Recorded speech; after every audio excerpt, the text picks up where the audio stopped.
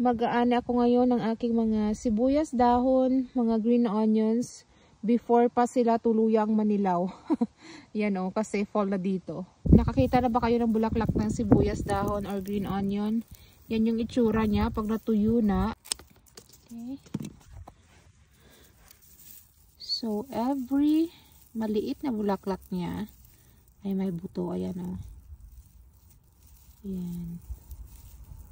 Hindi maka-focus yung camera. Ang lalaki nito. Hindi ko bubunutin kasi you know why? Bumabalik ito sila. Tumutubo sila ulit pag spring na. Kaya ginugupit ko lang siya sa puno ng ganyan.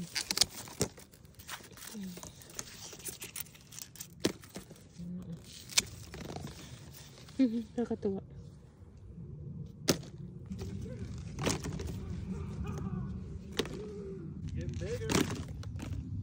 So, ito na lahat yung green onions na naani ko. Ito yung mga malalaki at ito naman yung mga maliliit. Ayan oh, putol na sila lahat. Ito naman yung kanyang mga bulaklak. Oh, ang daming bulaklak dito. Ang daming buto. Sa isang bulaklak lang, ang daming buto. Oh. Yan, isasaboy ko lang yan dito para tumubo sila for next year. Ayan. So, yung gagawin ko dito is ikakat ko lang to into size na gusto ko. Yung pang stir fry at saka pang soup. Tapos ilalagay ko sa freezer. Parang merong akong green onions for this winter. Nahiwa ko na into size yung mga green onions na naani ko. Ang mga ganito ay para sa stir fry at ito naman ay para sa soup. I-freeze ko muna sila bago ko ilagay sa freezer bag.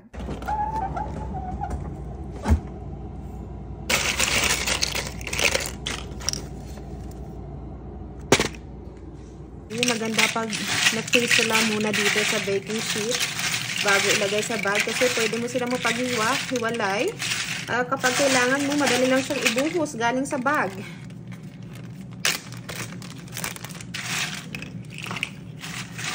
Ito na yung aking pang stir fry.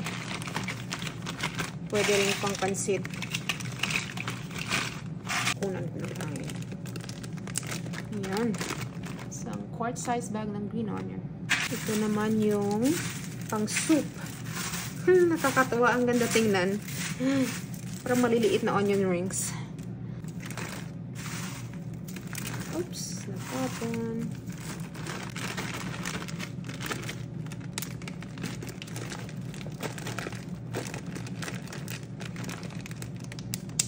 Ito na sila, 2 bag ng green onions na pang soup at 3 bag ng green onions na pang stir fry or pansit. Babalik ko na lang ang mga ito sa freezer. Ayan na sila sa freezer.